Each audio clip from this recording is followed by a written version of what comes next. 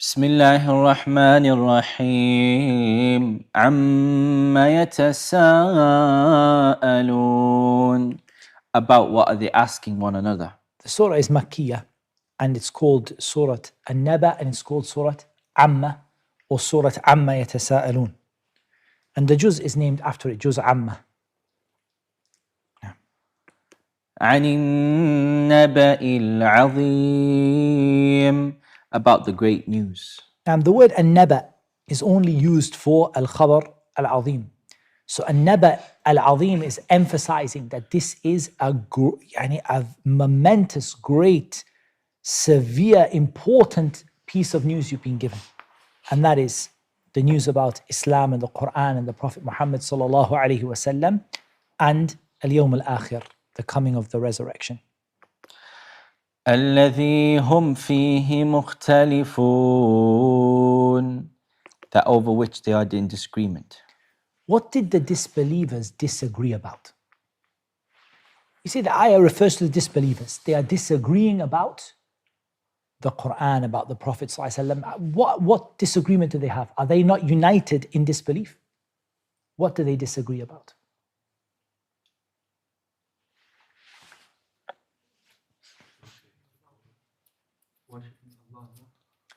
They're already all united upon disbelief. So what is the ikhtilaf? Between them is ikhtilaf.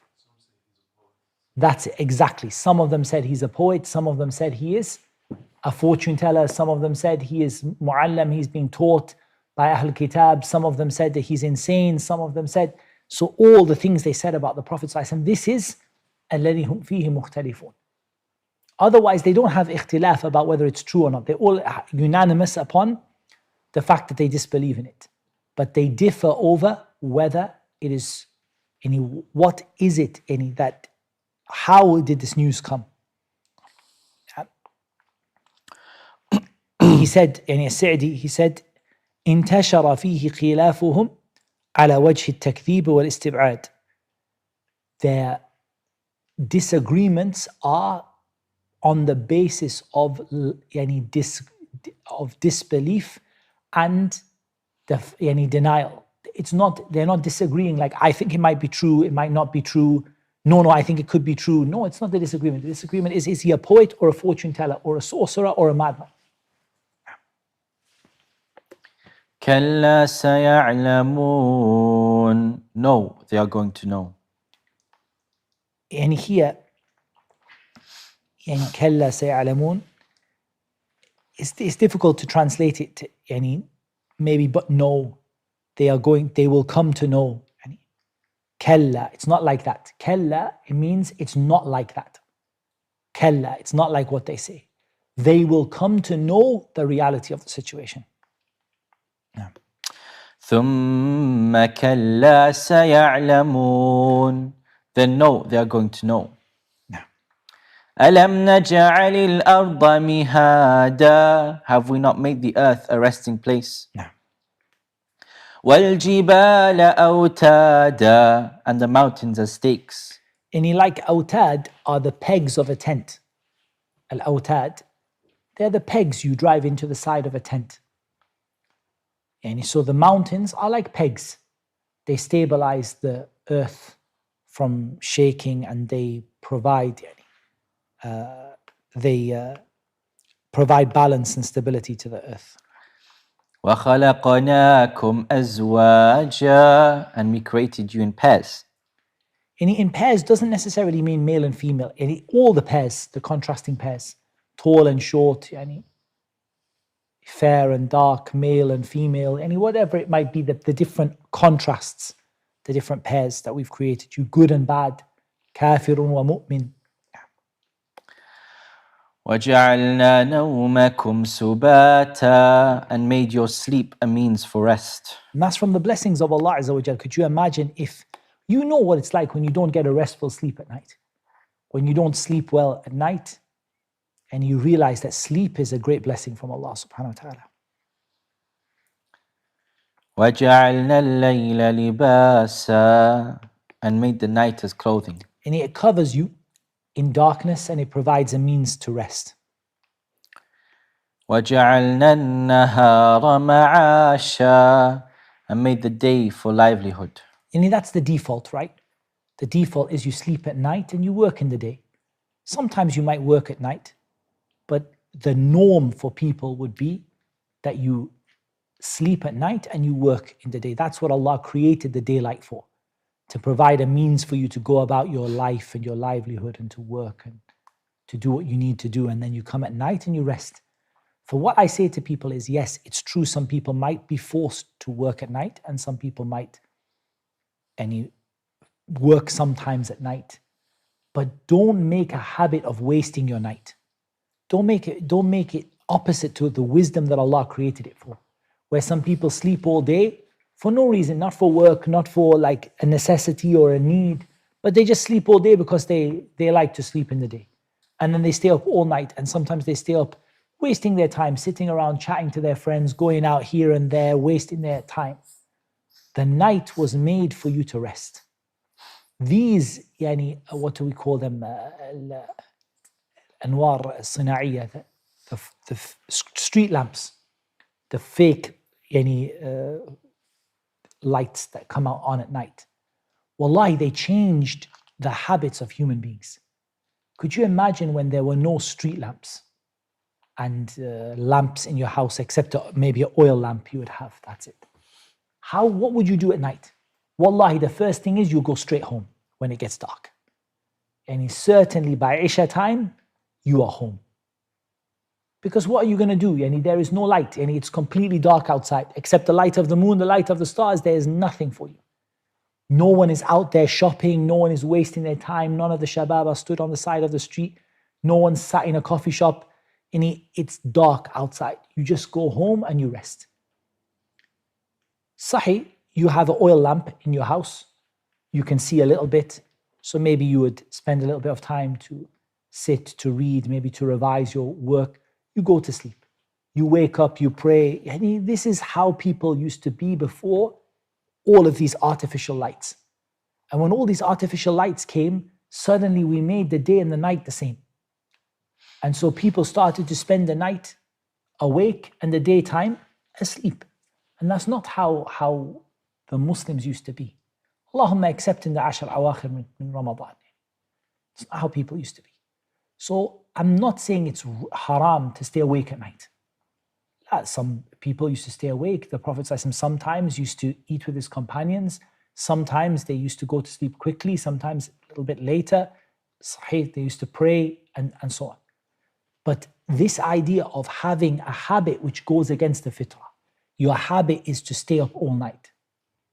And then you sleep all day. It changes who you are. Like you can see the people who are like that, who they sleep all day and they're awake all night. They're miserable, generally people. Allahumma, when you have to do it for a job, you have no choice. Your job is a nighttime job. It's a nighttime job. You have to do what you have to do. But I'm talking about young kids, awake all night, come back 2 hours before Fajr, 1 hour before Fajr, sleep all day. It's not how Allah subhanahu wa ta'ala created the night and the day for you.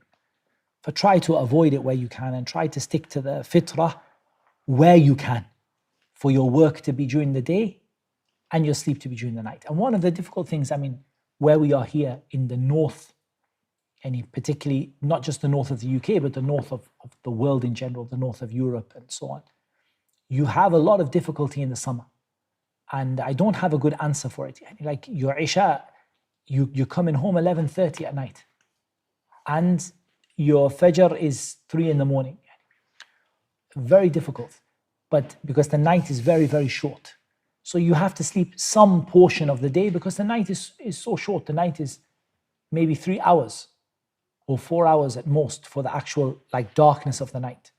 But people should try their best, what you can do, to make the daytime the time when you do your work and your jobs, and to make the nighttime the time where you rest and relax.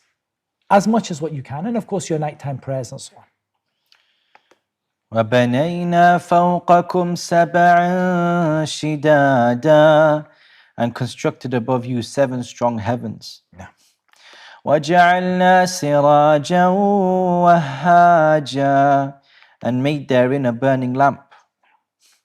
وأنزلنا من المعصرات ماء ثجاجا, and sent down from the rain clouds pouring water. لنخرج به حبا ونباتا, and that we may bring forth thereby grain and vegetation. وجنات ألفافا, and gardens of entwined growth. Alfaf is like when the garden is thick, dense, so all the plants wind into each other. This is called alfaf. إن يوم الفصل كان ميقاتا, indeed the day of judgment is an appointed time. يوم ينفخ في الصور فتأتون أفواجا, the day the horn is blown and you will come forth in multitudes. In crowds, yeah. وفتحت السماء فكانت أبوابا, and the heaven is open and will become gateways. وسيرت الجبال فكانت سرابا, and the mountains are removed and will be but a mirage.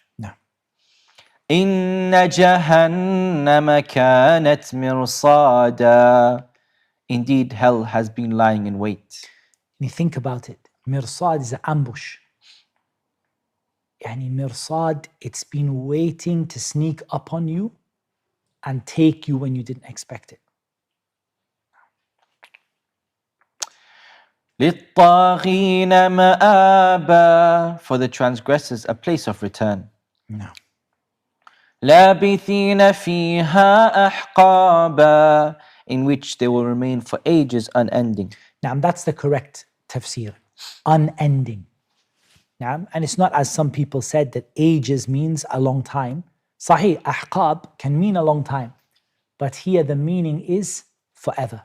Because the ahadith and the other ayat explain that Jahannam is forever. So لابثين فيها أحقابا, يعني أحقابا خالدين فيها أبدا. They'll be in it forever. لا يذوقون فيها بردا ولا شرابا, they will not taste therein any coolness or drink.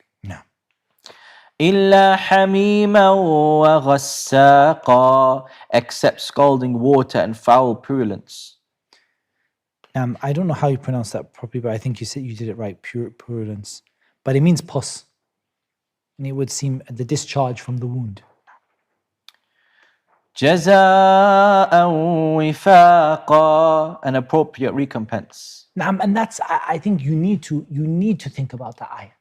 You need that ayah to keep it nasba aynik, in front of your eyes. Jaza'an wifaqa. All of this is a deserving, suitable, appropriate punishment for what they did. It's not dhulm, it's not excessive. Like sometimes you can be punished excessively, right? You did something wrong and maybe your parents come down on you like a ton of bricks, and subhanAllah, the punishment is excessive for the crime. Like in here, jaza'an wifaqa. Exactly what they did is exactly the punishment that they got. Jaza'an wifaqa. إنهم كانوا لا يرجون حسابا, indeed they were not expecting an account. وكذبوا بآياتنا كذابا, and denied our verses with emphatic denial. وكل شيء أحصيناه كتابا, but all things we have enumerated in writing. فذوقوا فلن نزيدكم إلا عذابا, so taste the penalty and never will we increase you except in torment. And you think about this ayah as well. فَلَن نَزِيدَكُمْ إِلَّا عَذَابًا.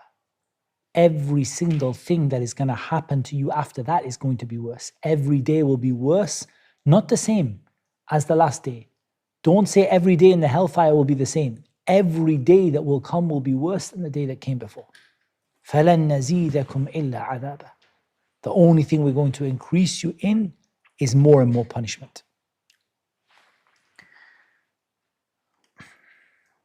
إن للمتقين مفازا, indeed for the righteous is attainment. Any salvation, success.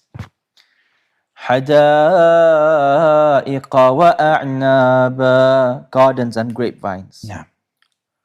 وكواعب أترابا, and full-breasted companions of equal age. نعم. وكأسا دهاقا, and a full cup. In a full cup of wine that does not intoxicate. لا يسمعون فيها لغوا ولا كذابا. No ill speech will they hear therein or any falsehood. جزاء من ربك عطاء حسابا. As reward from your Lord, a generous gift made due by account. And you think of this ayah. This ayah, wallahi, think of it in relation to what Allah said about the kuffar. Jaza'an wifaqa. Does Allah say about the believers jaza'an wifaqa? La wallah, it's not jaza'an wifaqa. For the believer, it's not you did something and we gave you equal. Jaza'an min rabbika ata'an. The first thing is it's a gift from Allah subhanahu wa ta'ala. Allah took what you did and gave you much, much more than what you deserved. And also, yani ata'an hisaba. This is a very profound statement here. Ata'an hisaba. It's a gift that was given based on an account. It's a gift based on an account. Meaning that the gift you were given was not random. It's not like randomly, okay, you can have Al-Firdaus, you can have the middle of Jannah, you can have the last place in Jannah, just randomly. La wallah, everyone's account was taken and the gift was given to them in accordance to the account that they had, in accordance to the account that they had, and in accordance to the deeds that they get. So the gift is calculated that it will be because or based upon their own good deeds, in addition to the infinite mercy and generosity of Allah subhanahu wa ta'ala. رب السماوات والأرض وما بينهما الرحمن لا يملكون منه خطابا. From the Lord of the heavens and the earth and whatever is between them, the most merciful, they possess not from him authority for speech. And also from the any meanings of ata and hisaba is that Allah will give you your reward according to the best of what you did. Lord of the heavens and the earth and whatever is between them, the most merciful. They possess not from him any authority for speech, and they cannot speak without his permission. They cannot speak without the permission of Allah subhanahu wa ta'ala. يوم يقوم الروح والملائكة صفا لا يتكلمون إلا من أذن له الرحمن وقال صوابا. The day that the Spirit and the angels will stand in rows, they will not speak except for one whom the most merciful permits, and he will say what is correct. The Spirit is Jibreel alayhi salatu wassalam. ذلك اليوم الحق فمن شاء اتخذ إلى ربه مآبا. That is the true day, so he who wills may take to his Lord a way of return. And the route that will return him to his Lord in a way that is pleasing. إنا أنذرناكم عذابا قريبا يوم ينظر المرء ما قدمت يداه ويقول الكافر يا ليتني كنت ترابا. Afan Abdurrahman, do you have the waqf? No. إنا أنذرناكم عذابا قريبا يوم ينظر المرء ما قدمت يداه ويقول الكافر يا ليتني كنت ترابا. Indeed, we have warned you of an impending punishment on the day when a man will observe what his hands have put forth, and the disbelievers will say, Oh, I wish that I were dust. And the disbeliever on that day, subhanAllah, from the things you reflect upon, the disbeliever on that day will not wish he was from the people of Jannah. He will not say, how I wish I was from the people of Jannah. Ya laytani kuntu turaba. I just want to be dust, so that my life can be ended right now. But it will not be accepted from them, that their life will not be ended. Rather, they will be put into Jahannam, la yamutu fiha wa la yahya. And he will not die in it, and he will not live in it either. Everyone will see what their own hands put forward. And we mentioned the famous Arabic proverb, يَدَاكَ أَوْكَتَ وَفُوكَ نَفَخ. This proverb, it was said, يَدَاكَ أَوْكَتَ, your two hands tied the knot, وَفُوكَ نَفَخ, and your mouth blew into it. It said that there were a group of people who wanted to cross a body of water, like a lake or part of the ocean. And they couldn't swim, or they couldn't swim well. So they had with them the water skins. You know, the skins that you would carry water or something in. So what each one of them did is tie a knot and blow into it to make it into a flotation device and tie the knot again. So then he would go out in the sea holding his float. One of them, the float started to lose its air and go down and down and down. So the man started to sink. He called out to his friends. He said, save me because I'm sinking. They said to him, يَدَاكَ أَوْكَتَ وَفُوكَ نَفَخ. Your own hands tied the knot and your own mouth blew into it. So if you're sinking, whose fault is it? Yours. And your hands tied it. You blew into it. If it's not working for you, blame your hands and your mouth. For I say that because the Yawm al-Qiyamah, when a person comes before Allah Azza wa Jal, if you don't find فَمَنْ وَجَدَ خَيْرًا فَلْيَحْمَدِ اللَّهِ. If you found something good, praise Allah for the good you found. وَمَنْ وَجَدَ غَيْرَ ذَلِكَ فَلَا يَلُومَنَّ إِلَّا نَفْسَهُ. And if you found something that isn't good, who are you going to blame for it? Except your own self, because your hands did it. مَا قَدَّمَتْ يَدَاكَ. This is what your hands put forward. Now we can continue to Surah An-Nazi'at.